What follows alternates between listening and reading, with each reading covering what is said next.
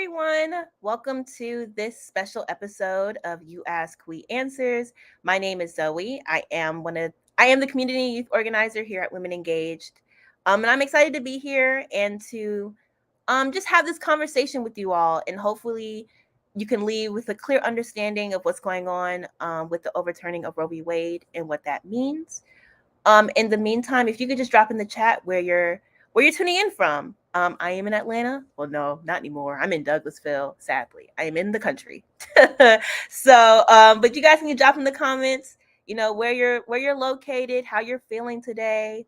I know it's kind of like dreary outside, but hopefully we'll get some type of sun. Because I need some sun. But yeah, and in the meantime of people just dropping in where they're tuning in from, would love to give some, organization updates. So we are looking for volunteers. So if you're interested, please visit our website at www.womenengage.org. And also through our website, you can check your voter registration to make sure you're registered to vote for this important election we have coming up in November. And we are also hiring for 4 positions: the senior manager movement building position, digital communications specialist, executive assistant, and the voter engagement database coordinator. NRG Consulting Group is taking the lead on this search. I'm pretty sure you can apply through our website, but you can also reach out to jobs at nrgconsultinggroup.org. And okay, I see Clayco. Awesome. And yeah, so that's kind of what we have going on here at Women Engaged. And for all information regarding organization updates, please visit www.womenengage.org. And we're gonna kind of get started into the show.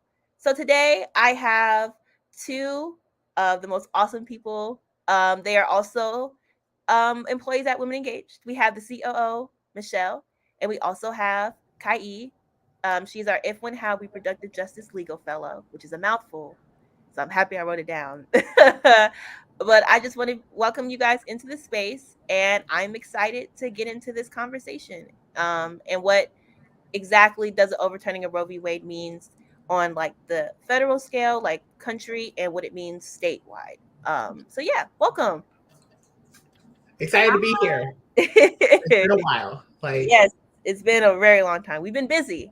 So yeah, but I kind of just want to get into I guess really before we really start questions, what does it mean that the Supreme Court has overturned Roe v. Wade?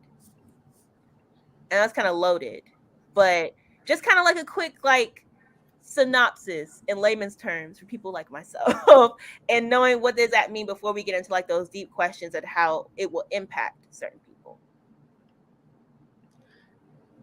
So, I mean, I'll start because I know, Michelle, you have, words on this. There are many things this means. And I would just say one of them is that liberty has been weakened, for everyone. So one of the things Roe did and have been doing for 50 years was protecting the right to a safe and legal abortion, and made it a constitutional right. But it made it a constitutional right through the way the Supreme Court analyzed liberty in the Constitution. And so Roe also, through protecting abortion rights as a liberty right, it strengthened what liberty meant. And so now with that basically overturned, it's unwise to think that a slew of other rights that find their protections in the Constitution through liberty rights are not only on the chopping block, but are also just very weakened and are primed and ready to be completely undermined and questioned. That goes to child rearing, family, family planning, who you love, who you marry, and the ability to access contraceptives are just a few. Michelle, did you have anything to add to that? I mean, I think Kai said it very well in the terms. I think, one thing I always want to make clear to folks is that Roe v. Wade was not a piece of legislation. It wasn't a law that said abortion was legal, but more so like a judicial ruling that just explicitly said that you could not outright ban abortion, like completely. And so I think that's always like a huge distinction to make, because I found in the aftermath of Roe v. Wade, a lot of folks have been like, this was the law of the land. And it's like, it's not that it was the law of the land. And it's a little bit disingenuous, and also I think a little erases the work that a lot of people of color, in particular Black women and femmes and gender expansive folks, have been doing on the ground for years to actively put proactive legislation that would have codified or put into law the right to abortion. Yeah. And so I think that that's always just something really important to uplift and, to really state when I talk about Roe. So when we talk about like what went away with Roe, it was really like just that really flimsy judicial piece that went away, as opposed to saying that like the law went away, because there was never a law. And abortion honestly has not been readily accessible for a number of folks, which is why there's already existing networks. But we'll get to that later. I have a whole rant ready. But I think like to get back to the question, like I think about that and making sure that that's there. And then, I mean, I think Kai can explain this better. So, but it's around the, because I learned this from Kai in terms of what Roe v. Wade did was like establish around the freedoms of liberty and privacy, and that what it means to really roll back Roe v. Wade really opens up the can of worms to like, what does it mean for our own privacy to do that? Because I think that's what the original ruling was about, was like, you have the ability to engage in like private acts, like the government shouldn't really have any say in what goes on in your doctor's office for like actual medical treatments and stuff like that. But Kai, I'm probably butchering what you said, but I just remember you said it like, and this was like immediately after the thing, but I would love if you could share with folks what I'm trying to say. Yeah, no, and Michelle, you really did say it. I think another way of saying it is that you have a right to a safe and legal abortion, right? Because it is a liberty right in your bodily autonomy and in your ability to make private decisions that impact like your private life. And you're able to do that without government interference into those things. That's what your liberty is. You're able to make decisions about your bodily autonomy and your private choices without government interference. And the Supreme Court was saying that that is what the Constitution is getting at when it says liberty, and when it says that, this is a right through the 14th Amendment, and, so on and so forth. So yeah, Michelle, you really said it. I appreciate the backup, because sometimes I'm like, look, I know a political scientist, but like when it gets into the legal jargon, I'm like, ooh, I'm a little, yeah, we'll agree. And it's really important to like you said, Michelle, talk about how this was a judicial holding, to say you couldn't outright like ban this and prohibit this, because without Roe and like liberty being weakened in this way, it is, saying you have less liberty in your bodily autonomy. And that affects all of us. That doesn't just like boil down to this one decision, this one holding about this one act of privacy in a person's life. Yeah. And I like how you brought that up, because I feel like a lot of people think this is just a cishet woman issue. But when you speak on like privacy and all of that, that's going to affect every single person, regardless if you have a uterus or not. And so I think that's very important, but also just being very like intersectional when we talk about abortion rights, and knowing that it's not just cishet women, especially, cishet white women that are going through this. And we have to be very intentional with how we move into the space, and knowing who's been doing the work for the past 50 years. Mm-hmm. And I know it also, I loved how, Michelle, you talked about like what people were saying on social media after this happened, like saying this is like a law that's been, completely disregarded. And I feel like a lot of people don't know what the Supreme Court does. And I'm not gonna lie, I was probably one of those people who was kind of like, I mean, I knew, luckily for me, I have a great job that explains everything to me, because if I wasn't here, I wouldn't have known that. It would have taken me a lot of like Instagram posts that would have been like, maybe I should go look this up myself. Well, But let's I know, get into it. yeah, but I want, like, that's a really good, let's start. I mean, not start there, because I know there's probably gonna be a lot of stuff that involves that, but kind of just how can we put this in like the shortest amount of time as possible? What does the Supreme Court do? And what does, I guess, and this will be, I guess we can kind of go into this, but I know we also spoke about the implications of Roe v. Wade being overturned and what may happen afterwards, and how, like, we all seen Clarence Thomas and his, like, we may need to look into this and we may need to look into that. So I kind of want to talk about, I know this question is going to be all over the place, but I'm kind of trying to tie it back in. But what does the Supreme Court do, and can they codify things into law? I think that's kind of the start of the question for me. I'll let you take it first, Kai. Okay, yeah, no, I'll come in with the checks and balances. Yes. Thank you, Michelle. No, I think that's great too. Because I was going to hand that one to you. But I'll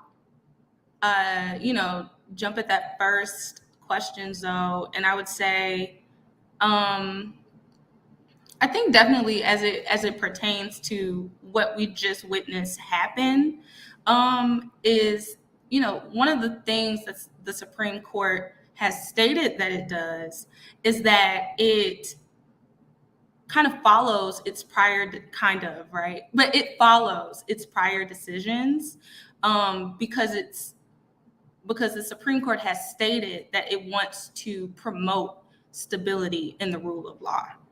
And what we witnessed happen was the Supreme Court voluntarily took on a case, undermined its own stare decisis, and that's what stare decisis is.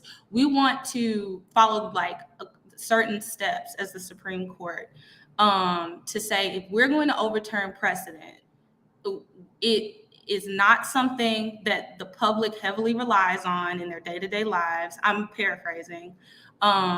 It's a law that is not workable. It's like, why do we have this? And then a third factor, I can't remember, but I should, because it's relevant to the situation. The Supreme Court took this case, they undermined their own factors in stare decisis, and they overturned something that has been in place for 50 years that has been the rule of law.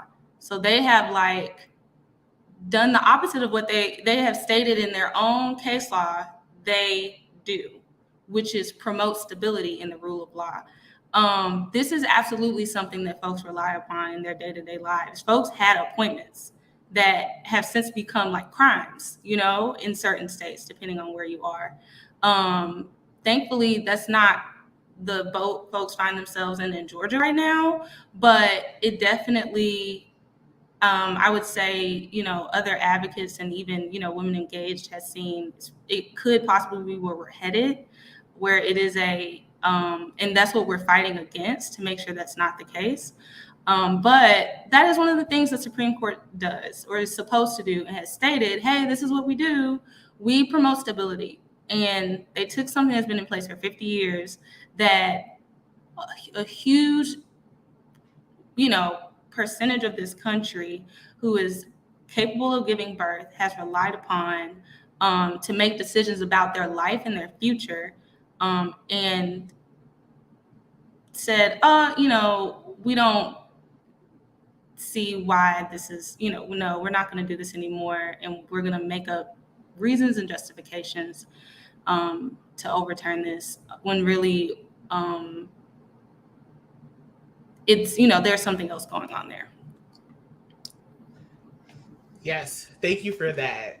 I think like on a fundamental level, like the Supreme Court is meant to like check the part of the checks and balance system of the federal government. So we got our three branches: the executive, which is the president's office and his administration, and then we have legislative branch, which is of course Congress and people who like write the actual policies, and then we have the Supreme Court, which is the judicial arm. Judicial arm. They're meant to look and interpret the Constitution in a certain way to uphold its values. And what happens is that you have justices who are on different sides of, not necessarily the aisle, but of the coin, I will say, who interpret it very differently. So like there's two different rules of thumb. One is like the very rigid clause where they think that like if it's not in the Constitution verbatim, then it's not covered in the Constitution. And then there's other people who believe that it's a living document and that because the Constitution was made originally by cishet white men with land who only intended it for cishet white men with land, that it should evolve with the way in which the country has evolved. And those kind of ideologies have always been at odds in our government. And we have seen that like as of recently, with the SCOTUS decisions that are coming out, including Roe, that we currently have a Supreme Court that is stacked with people who very much look at the Constitution in a much more rigid sense than what is really there.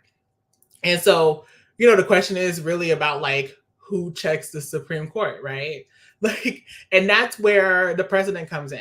That's honestly why they're like, the president appoints the Supreme Court justices, and the president also has the power to expand the number of seats in the Supreme Court, which is a power that a lot of folks don't really talk about, but it has recently been given a lot of traction since the confirmation of, I think, Amy Coney Barrett. I'm not going to get her name. I'm so sorry, but Amy, Justice Amy.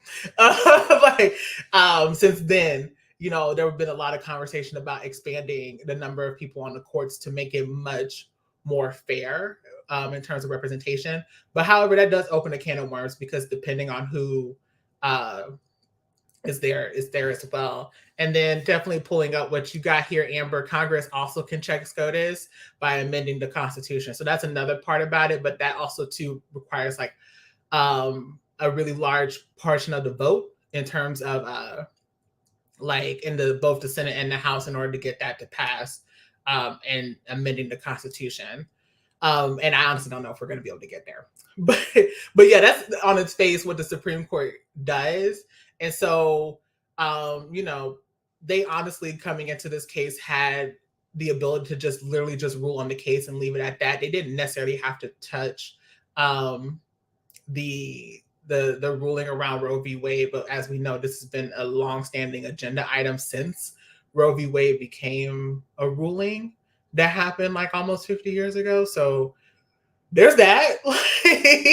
But you know, there's a lot of like, you know, thoughts about like how do we get to this moment, and I feel like, you know, there's not really one exact moment that like this is the reason why we're here, but it's like a culmination of a lot of drop balls by a number of people between elected officials and just community overall, because we just, you know, a lot of people didn't know. Like I mentioned, people thought that Roe v. Wade was a law. You know, like when we're starting from there, you know, there's still a lot more work to do in terms of like making sure that folks have it there. And then shout out to Amber again. It's 2/3 of the state reps. Look, I'm here for this. And I love it. Shout out to StreamYard because I'm loving that we could pull comments up. Like, this is dope. So, like, sorry, that's what I love technology. We love it. And that was such great explanations from you guys. And I have two follow-up questions. The one question that I have is, if President Biden decides that he wants to expand the Supreme Court, who will he have to go through to get that done? And we can start off because the second question is leaving me. So when I find it, I will say that after you guys answer that one. I believe it's just an executive order. Like, I believe it's just an executive order. And whoever is out there and watching this now or in the future, you can feel free to correct me if I'm wrong. But and that's why everybody's looking at the president to do it more so than like the legislators, because I think through executive order, he could expand the court to a different number of folks. And so but again, it opens up a can of worms, because what does that mean for any other president that comes in terms of like being able to expand the court? When does it stop? Right? Because of how politicized everything is, it's like, at what end do you stop trying to like expand the court just to get things that you want done or things upheld? And so, and I get that it's like, a tug and pull, like what do you do? But yeah, that's my initial thought. Yeah. Kai, did you have anything to add to that?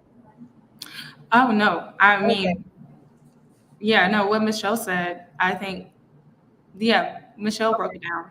Okay. And my next question, I've been following AOC with some of the stuff that they've been saying about what's happening, and they brought up how the justices who said that they wouldn't overturn Roe v. Wade did it anyway. And she said that was kind of lying under oath. I'm not going to say verbatim, but basically they lied during I guess that process of them getting voted into the Supreme Court by, Congress. So I want to know, does that have any standing? Is that being checked into?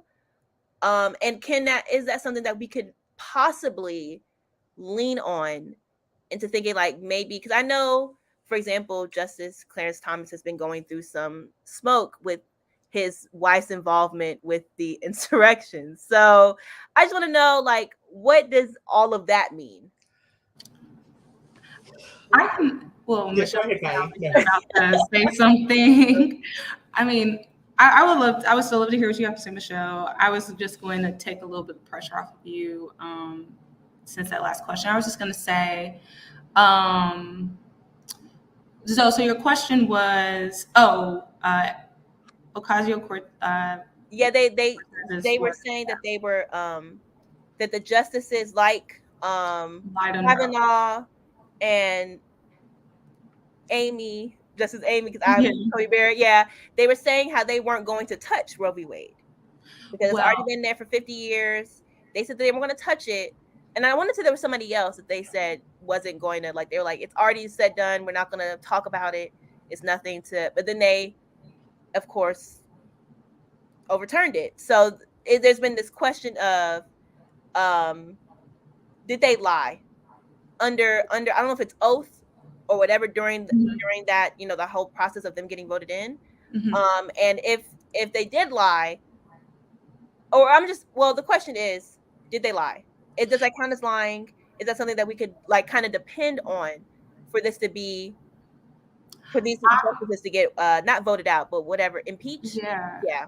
I would say this is just me talking, and I'm not, the best predictor of things political.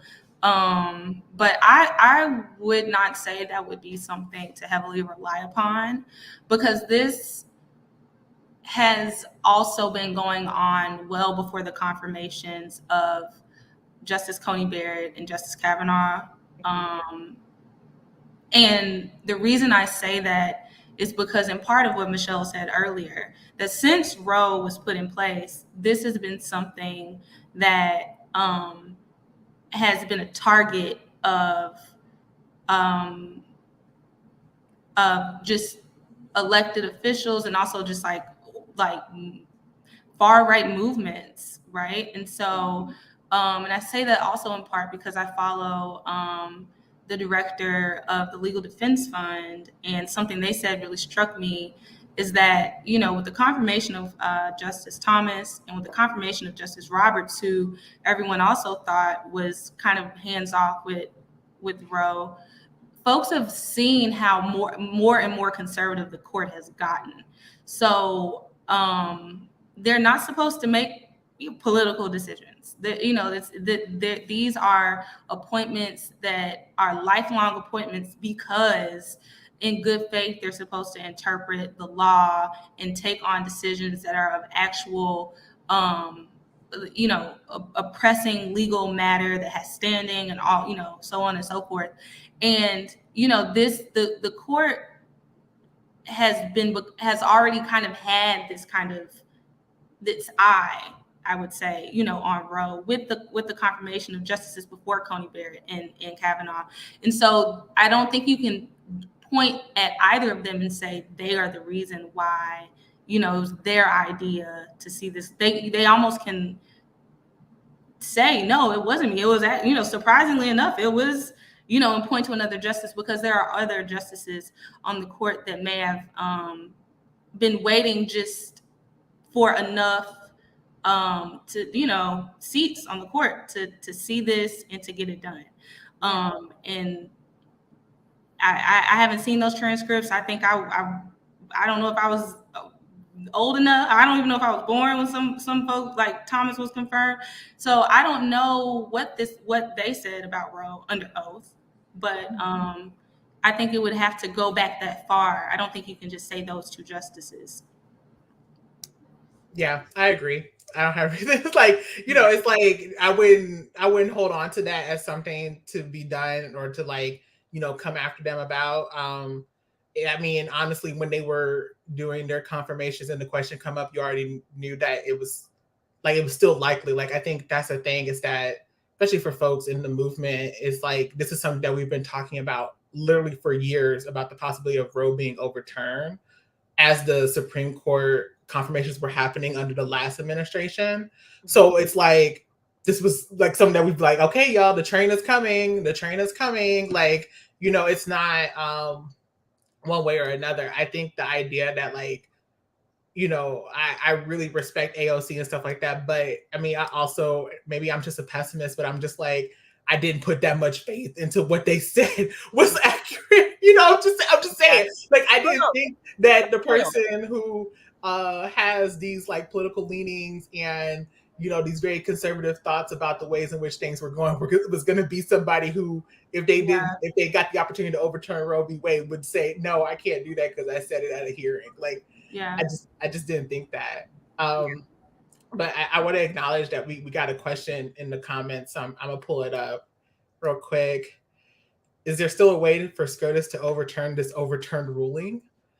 And so I'll say, just off top, they get to overturn whatever they want, but it's not likely. Like, I mean, I don't know the exact number, but like the idea of the Supreme Court overturning any ruling is like very minimal. So, I mean, I actually have a number on that. So they've overturned rulings less than since they were created, like in the mid 1800s. They've overturned rulings like less than once a year. So it seems like a lot, but you have to include in that like less controversial rulings. So I don't know how many like 50-year-old precedents they've overturned. I don't think that it's many. But it's not common, but it's also not so rare. But I think it's also important to look at the nature of what they're overturning.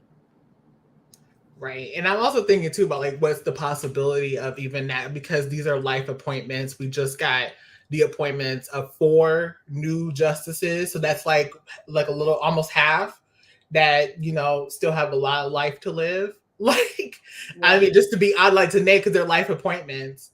And so, and as we can tell, when I think about like people like Ruth Bader Ginsburg, who was like holding on literally for like all her life, like going through, I don't know how many times she had cancer, but like, I'm just saying in terms of like, that's how politicized the court has become, that like people who are now on the Supreme Court are like doing all that they can to preserve their life, to hold space for whatever political arena or hats or values that they stand for. And so that's something to also take with a grain of salt. So that's why I say that, like, what's the chances of them overturning this rule? I feel like it's very minimal based off of that, because of how the Supreme Court is stacked and where it's at. I also too just want to name, for folks who are new to this space, Women Engaged is a 501c3 organization. We are nonpartisan.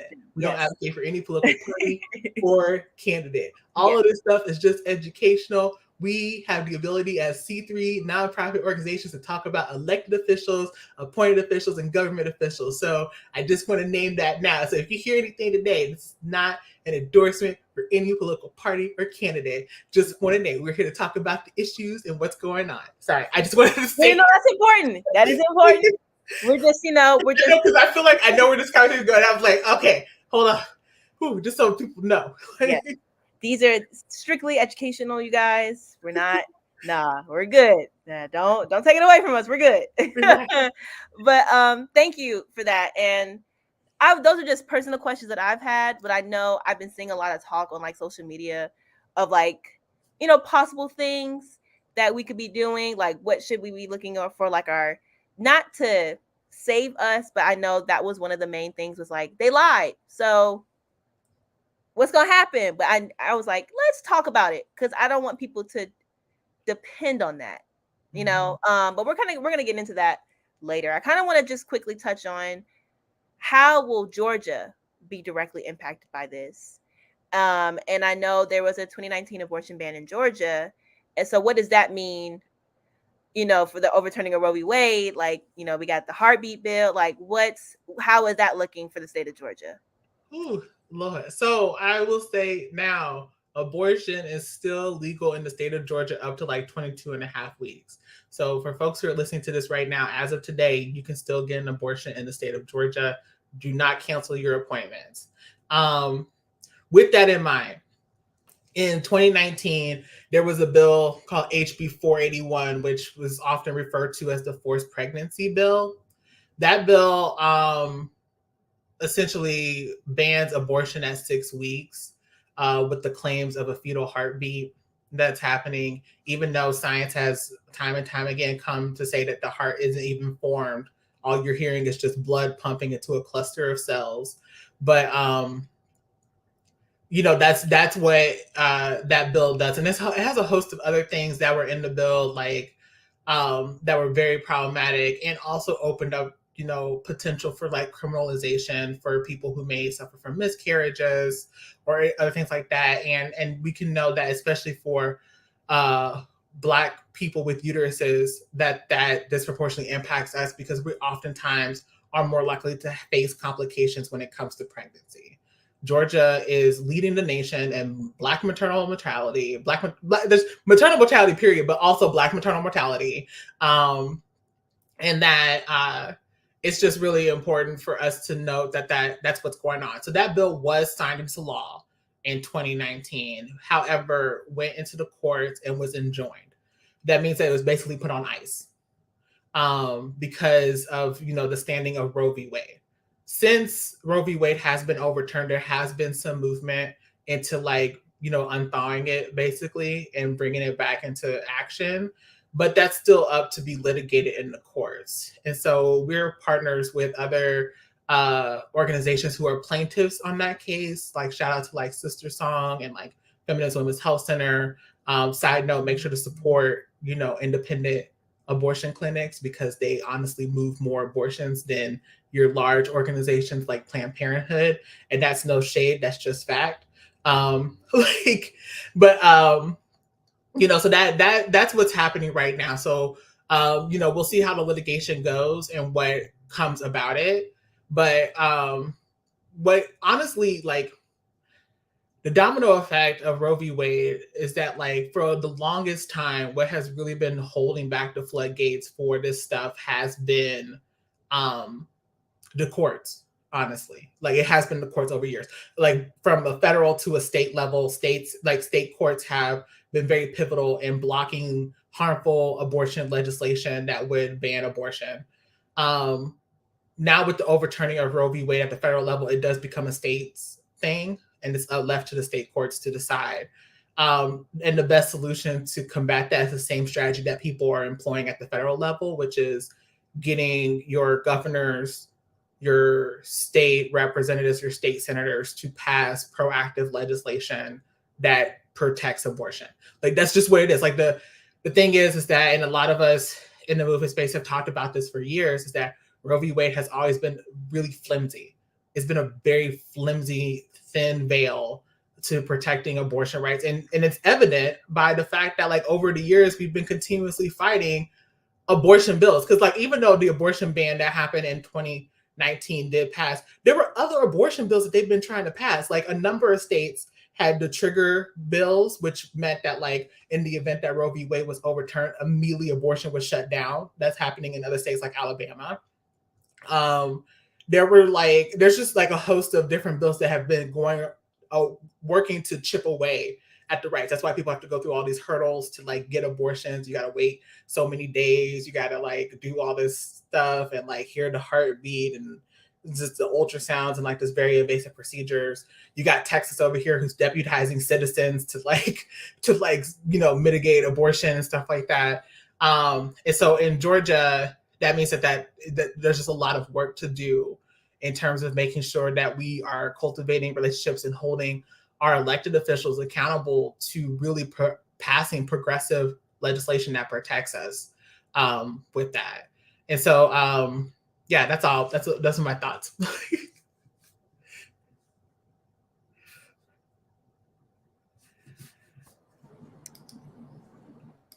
Oh, go ahead, Kai. I was gonna say again, Michelle, laid it out. Yes, perfect. No, that's perfect.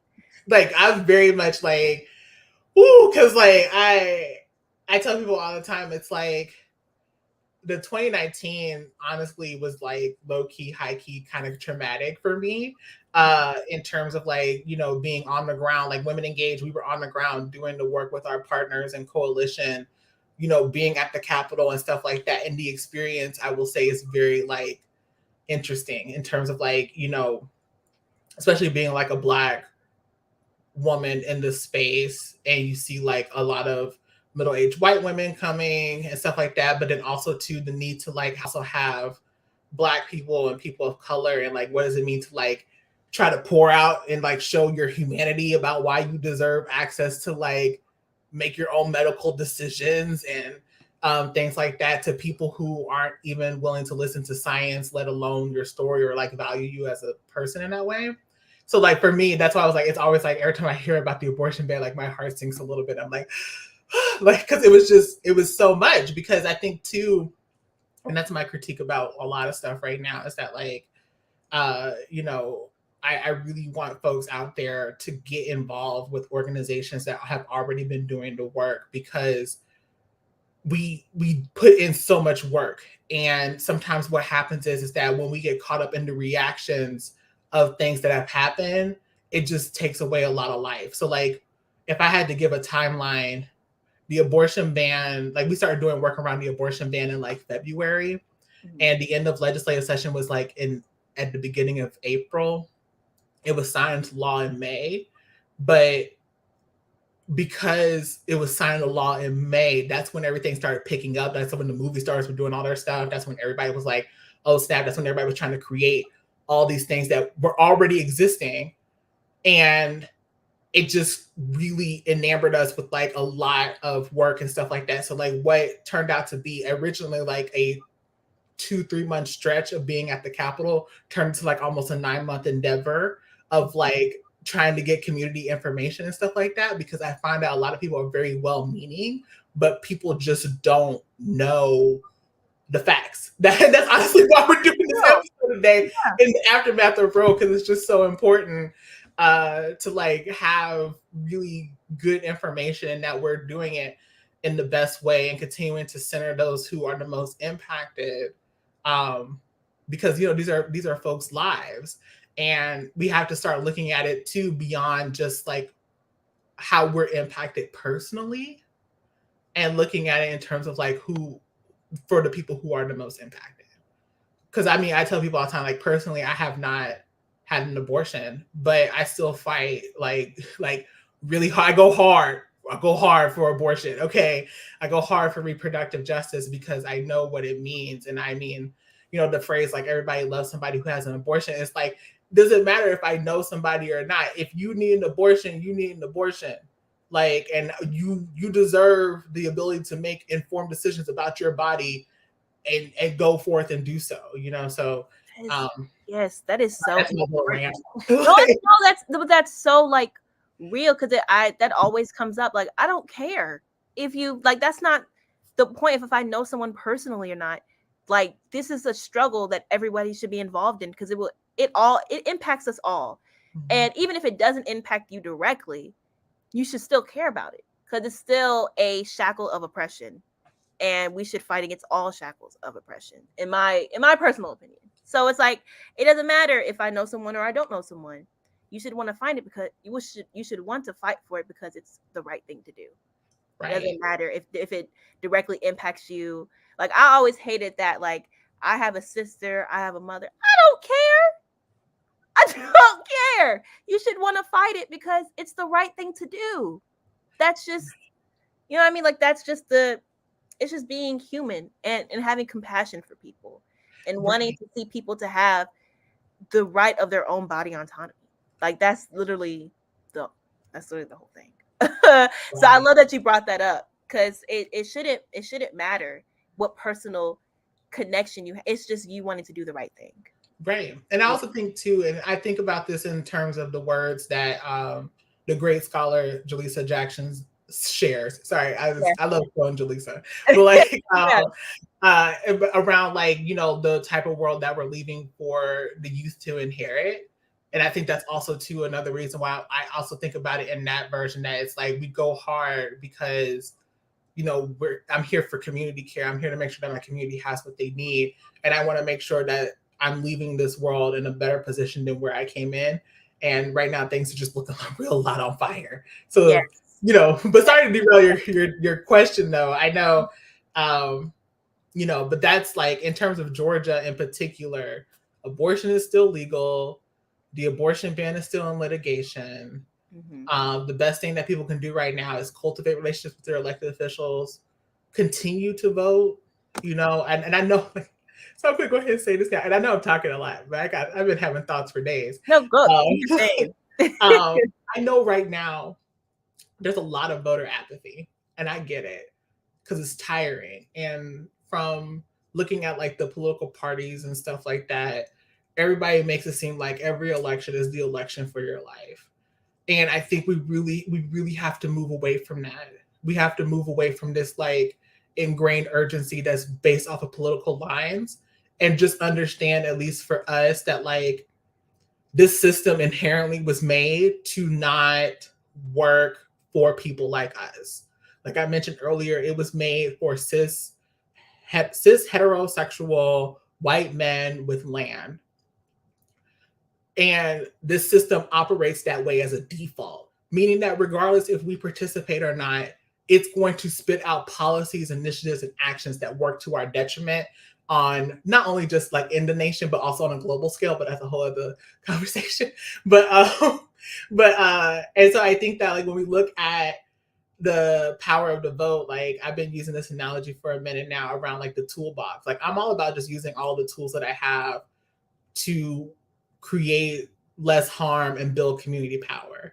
We have to look at voting as a piece of harm reduction, as opposed to the end all be all to like, you know, saving our lives, because that's not it. Like it's not like it's very disingenuous to think that like we can vote our way out of these circumstances, because that's not enough.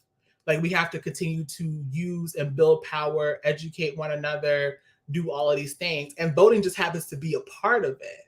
And it is important because we see the implications of what it means for us not to vote. And I say that not in a sense that like, I believe people are just not voting for the heck of it. But I mean, we're in Georgia. They just passed sweeping voter suppression laws like last year, like, or the year before. Like, last year. Sorry, time is off. But, you know, like there's efforts to make sure that we can't vote, because that does impact who's elected, and it does impact who appoints people to courts. You know, like it's a whole lot of things that I think about in terms of that. And so I think that like, you know, so I say vote, but I don't say it in the same way at which people are hearing about, because I want to acknowledge that people are tired of hearing that. But like, I know when Roe v. Wade got overturned, I got so many fundraising text messages from political parties, and it was like, read the room. Like, read the room right now. Like, people are upset. The country is like, I've been telling you, the country is on fire. We're in the middle of a pandemic. There's a formula shortage. The cost of living has gone up by like $7,000 for the year. Like, I mean, we hurt. Okay, this ain't. Then you telling us that like everything is on the ballot and that like you got to leave it all at the ballot. It just continues to create more harm. And so I just wanted to like acknowledge that. And thank you for acknowledging that, because I do see that. I do see a lot, especially especially like people my age, they're like, well, why should I vote? Or why should I do this? Because I did it last time and I was expecting, this to be protected, and I was expecting for these student loans to be out of here, and all of these things that they expected, and it didn't happen. So I do see a lot of like, and then of course the fundraising messages that people received. I know people were mad as heck at Nancy Pelosi because she asked for $15 the day, like literally 2 hours later, and people were like, why are you asking for my money right now? So thank you for sharing that and bringing that into the space, because I know it is hard for people, and it does feel really disingenuous to for someone to say that to you, like, if you don't, this is the vote of your life, this is something that vote or die.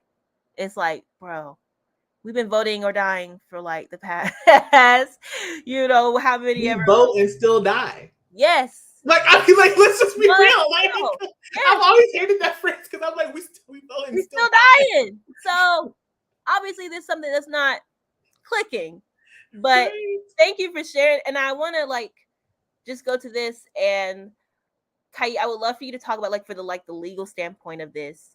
And also I would love for us to like bring in how important community is, but the like what's next in regards to like what can we do now that this has happened. So I know abortion is legal in Georgia, but for maybe any of our listeners who are in states that have completely made abortion illegal, or even with Georgia, because we have to keep an eye out. You just never know what's gonna pop off in the next couple of weeks or months or whatever. But just what's next in the legal standpoint, and what's next in regards to how people can get involved and quote unquote do their part.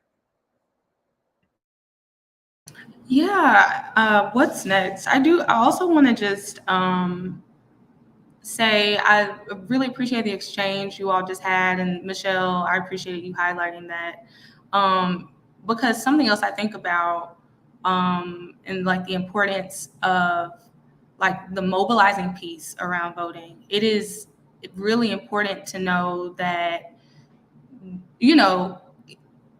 there has been a lack of accountability, but there was a huge election where Georgia like shocked everyone, and the state switched and became blue, and that shouldn't be seen. I don't see that as like a finish line. I see that as very much a beginning, and really inspiring for state, like not inspired. I'm not speaking for like states and voters in other states, but I do think you think about Texas has one of the biggest populations of like Black people, one of the highest, populations in sheer numbers. And then I think many places where you think about Black people as like a voting bloc have been systematically disenfranchised, and so many other demographics of folks have been systematically disenfranchised, to where there's still a lot to be seen for what kind of like to fight for like voting rights, and the fight against voter suppression is really important, because there's just a long history and a long, I think, just experience of disenfranchisement. So we still have a lot to see when it comes to like what power is held, like what power that people hold just around voting. So and I thank you for saying that, Michelle, and just like highlighting that. And then about what's next is, most immediately after that decision, there were many states, I want to say around 13 states, where abortion, like Michelle said, like Alabama is one of those states. Abortion became a like crime. Just it is now, there are now criminal penalties that can be enforced. Georgia is a state that could be categorized as like already pretty hostile toward abortion, and has shown its intents, to join that number, to join those 13 and try to figure out how to completely ban abortion. And some of those states include Georgia, Louisiana, Mississippi, Iowa, Ohio, and a lot of them are located in the South and Midwest. But I also want to highlight that there are some states where abortion is protected, and some states that have expanded on protecting abortion to make it even more accessible. So states where abortion is protected and reproductive rights are protected are like Maryland, Florida, the District of Columbia, Montana, and a few others. I would say it's about 12 states. And where abortion has been expanded, it's about 9 or so states. So I would say that is where we are now, and that is what's next. In Georgia, there's the Reproductive Freedom Act that we have been in coalition with other folks to advocate around. That is an affirmative reproductive rights and justice piece of legislation. I don't think just because, Georgia has maybe the political landscape it has, and it is pretty hostile, that those efforts can be overlooked. Those are so important. And to know that those templates and those blueprints and those pieces of model legislation are there, and that there are folks fighting and pushing those, and that folks should get involved in supporting their legislation and supporting folks I shouldn't say that, but supporting that legislation and spreading the word about that. And I also would say that it's also important to, like Michelle said earlier, get involved with these very robust and rigorous abortion funds and networks that have been doing this work for decades. And so I would say, look into and look up your local abortion fund, and reach out to us if you want more information about what resources specifically are, and that's where you'll find your trainings and more information about how you can support or get the word out about the work that they're already doing.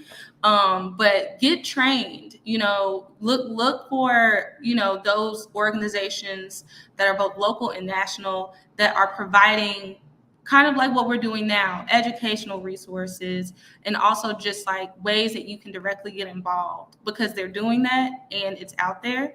And I would also just add one more thing, is that the fellowship that I'm a part of, If When How, they also have a Repro Legal Helpline where folks are able to, and this isn't like a plug, but this is really important, because I think it's important for folks to also know that there are organizations out there that are ready to answer your questions about what your legal rights are as of today and in real time around abortion and accessing, full spectrum reproductive health care in your state, wherever you are. And so their Repro Legal Helpline is free, is confidential, and it's for legal advice and information. And so that, is, I think those two things are just really, I think, great resources for folks to know about and spread the word about.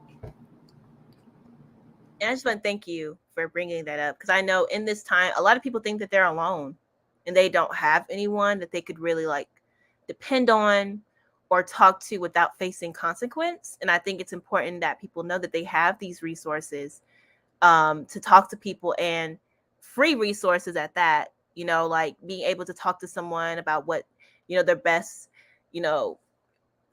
what their journey to act, what they need to be doing to be able to, if it's to have an abortion, if it's to, to travel to get one, what it looks like, what their legal standing looks like. Because I know a lot of people, when they think about it, they feel like they're at a loss, because if, having babies in this country, I'm being honest, is very expensive. Hospital bills, taking care of one, especially when we have a formula shortage. Gas is like $4 or $5, and then we have, all this stuff. And I know people can feel extremely overwhelmed because, we're going through a housing crisis. We're going through all these different crises, basically.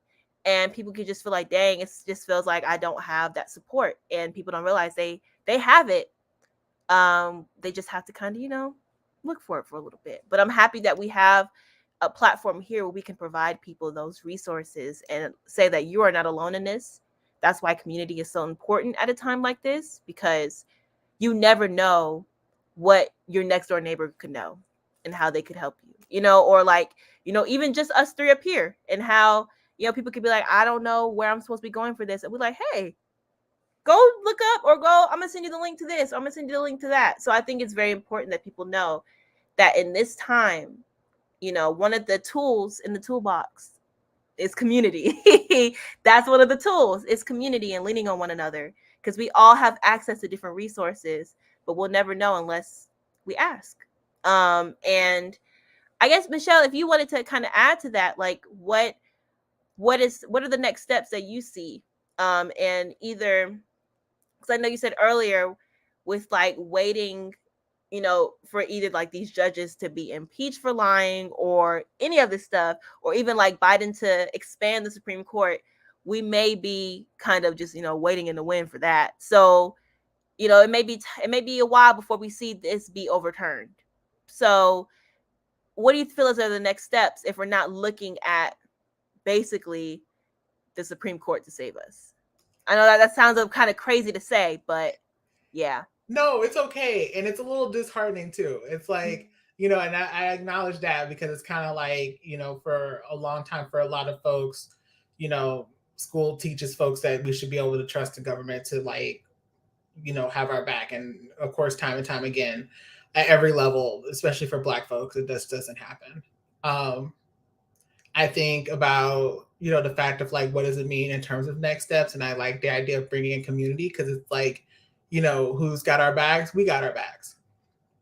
And that's really the next steps. I think you were definitely getting at that, is that like, it is about resource sharing. It's about having conversations. It's about connecting with organizations like ours and others to get trained and just taking part in what action or lane. I think, something that I've learned over the years is that like, it becomes very much overwhelming when you are a part of a community that is actively in crisis, and it also directly impacts you, because you're organizing not for yourself, not necessarily just for yourself, or because this is like what you value, but you're literally organizing for your life, like your livelihood, your quality of life, and that puts an additional strain on it. And so I think in terms of next steps is that like, I really hope folks are prioritizing their care in these moments, because there's a lot of stuff happening in terms of what's going on, not only just with Roe, but with the SCOTUS decisions that have come out as a whole, and the implications of what that means. I'm thinking about the gutting of the Environmental Protection Agency and so many others, other decisions that were made like around gun control, especially as we see like the increased gun violence that's been going on. And so a lot is happening in terms of that. I think, and something that I always bring up is like this strategy to overturn Roe v. Wade has been like over 50 years in the making. The thing about it is that the people who were on that side of the issue were privileged enough to be afforded to wait 50 years for their things. And the issue that we're finding on our side for abortion rights and reproductive justice is that we just can't afford another 50 years. So that's why it's important to support the resources that are already there, take the well-meaning energy and putting it into those who have already done it, getting the adequate training that's necessary, and then continuing to have conversations about it. I think, having conversations about abortion with your family and friends, like having these kind of things, making sure that we are doing some connection and resource sharing. I mean, for folks who are just tuning in today, like doing small things like sharing Facebook posts, putting things on your stories, stuff like that. Like those things may seem small, but that's really what some of the next steps are. And then of course, I've already mentioned voting, but I'm not going to like belabor that part about it, because right now what is necessary is for us to build community power, and the way that we do that is through connections. We got to connect with each other, and we got to make sure that like what I know, and what I know, and do like that resource sharing, that education, and just starting to think through some long-term strategies. I think right now is that like, even in the wake of like Roe, we have to start thinking about, what the hashtag Beyond Roe, and knowing that for one, reproductive rights has been so narrowly defined and focused on cishet white women that this is really an opportunity for us to really center those who are the most marginalized. I'm thinking about Black women, femmes, and gender expansive folks. And that needs to be around our focus right now instead of trying to quell the white women tears that are happening right now. And I just say that in just all honesty, because what happens is, and this has happened before, is that when Roe v. Wade was first happening, it was progressing up to the Supreme Court 50 years ago. They were already talking about the impact on Black women and femmes in terms of maternal mortality, because we were also leading the nation with maternal mortality back then. And of course, after Roe v. Wade was, adjudicated, they didn't come back. Like, they didn't come back to organize around the issue. And here we are 50 years later, still, doing this kind of stuff. So that's why I said, like, right now, this really offers an opportunity for us to, like, sit in this moment and strategize and really come up with a plan and also continue to support one another. So, we dropped some resources in the chat for folks who needed it, such as the abortion funds and stuff like that. And those abortion funds, even if you're in a state that doesn't have abortion access, will get you the resources to do it. Meaning that if you need to travel, if you need to, like, get childcare, if you need to figure out something in order to do that, they will get you those resources to get you the care that you need. So, there's no need to reinvent the wheel. There's no need for an auntie fund, an uncle fund, all those other things. Like, we can just support what's already there because folks have the infrastructure, they have the know-how, they have the training, and we just have to really lean into it and allow those things to grow and cultivate, what's already there. Because there's already, I'm very fortunate to be a part of such a dynamic movement, such as reproductive justice, because there's so many organizers, so many leaders, even administrators who are pouring their all into making sure that, we're getting there. And so I just want folks to join me in supporting folks who are doing the work and, come and do some work with us. Thank you for that. And so all that is just so important. And it just kind of reminded me, I was having a conversation with my mom and she was like, I hate to say it, but you've got it worse than me. You have it worse than how I did when I was your age. That's the first time my mother has ever said anything like that. You know how parents are. They're like, you don't know what I've been through. Like, all that. She's like, Zoe, these are rights that I had and my mom didn't have to really worry about. And look at us now. We're in this space where it just kind of feels like, I know a lot of people feel like we're kind of, even though this is a really like slippery slope, because for Black people, this is no backwards for us. It's just another obstacle we have to overcome, another movement we have to lead, and not even have to, but we've been leading. And I know these are conversations we've had, and like even in our own meetings, like I was saying, I'm tired of the Handmaid's Tales outfits. Please stop showing up in those. That story is literally based on Black and Indigenous women. Like, I don't want to see the costumes. Don't want to see it anymore. Don't want to see it. So but I think that's just so important that we talk about community, but also we talk about the people who have been doing the work. Like, they didn't think when Roe v. Wade first happened like 50 years ago, people were like, okay, yes, but we still have to fight afterwards. We can't make this a moment. We have to make this a movement. I always say that. It's so important. So I think I would love to do a part 2 to this conversation for us to really get into it, because I feel like there was just so much to unpack. Yeah. And we still got to talk about, Clarence's dog whistle in terms of the stuff and like the totality of it. But, I just appreciate sharing virtual space with you all, but I just wanted to name that. Oh yeah. No, we got to talk about Mr. Thomas. He's gonna have to be his own episode, literally. But we definitely, I would love to do that, because we need people to, we need to inform people, because people don't know. Like I said, a lot of people thought abortion was illegal in Georgia when Roe v. Wade, the education is just not there. And it's wonderful for us to have this space to where we can inform people on what that really means. So yeah, and I guess if we're, since we're gonna do a part 2, I guess we can kind of end it with this has been a rough couple of weeks. So how are you guys taking care of yourselves? What is something that you've decided that you were going to implement, or something that you've been doing? You just like, I just love doing this. It could be a show, music, video games. Michelle, what's been going on? Anybody can go first. I need to get better.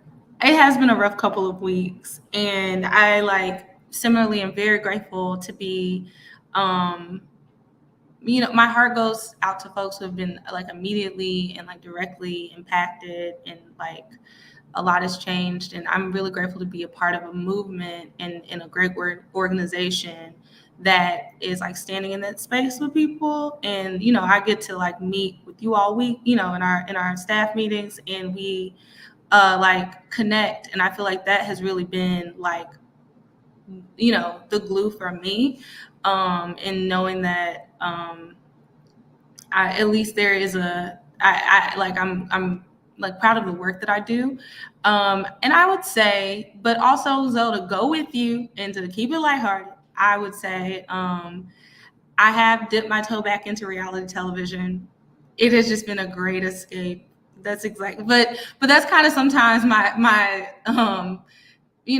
it's kind of like the bell rings in my head that's like, girl, you dip your toe back into reality television, go meditate, because sometimes I do that because I need an escape. But it has been fun, and that has been a joy.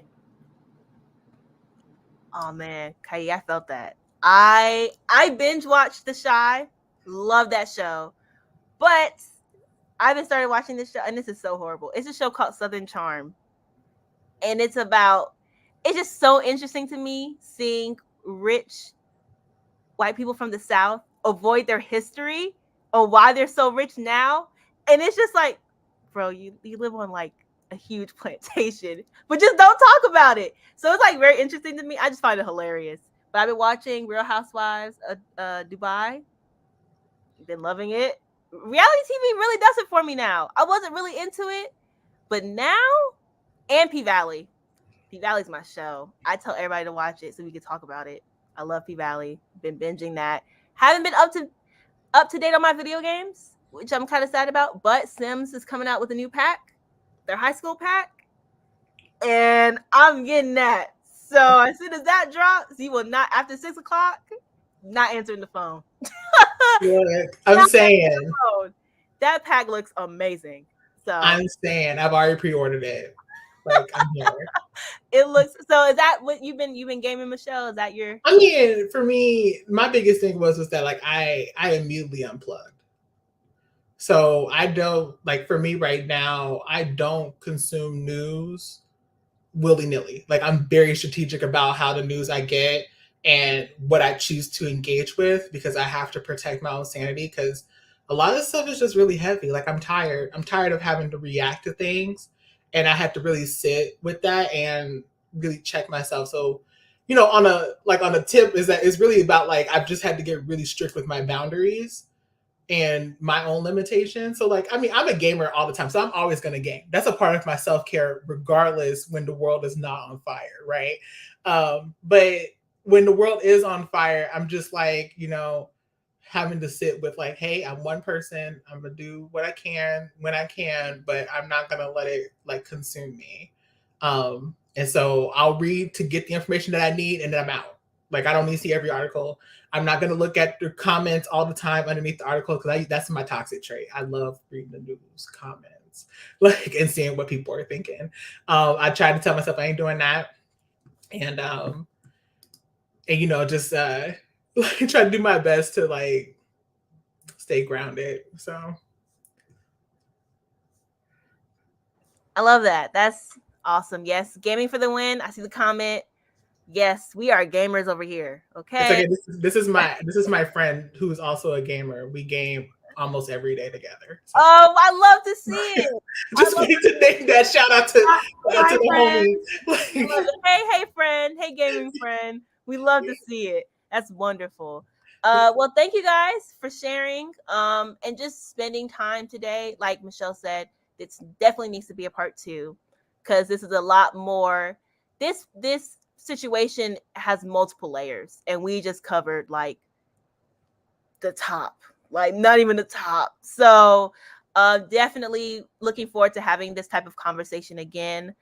And just thank you guys for coming and just sharing the space and informing even me. You know, certain things I just be like Michelle said, you just take some news and then leave with it. That's me with learning about our political system. I'm gonna be honest. It's a lot. It'd be a lot. I didn't learn some of this stuff in high school. They should have went more in depth. So it's like, ooh, learn something new every day. But yeah, but thank you guys for coming into the space. Thank you to all of our Women Engaged supporters and people who are watching this now and who will see it in the future. Thank you for joining us. Thank you for sharing the space with us. And we hope to see you soon. Bye, you guys.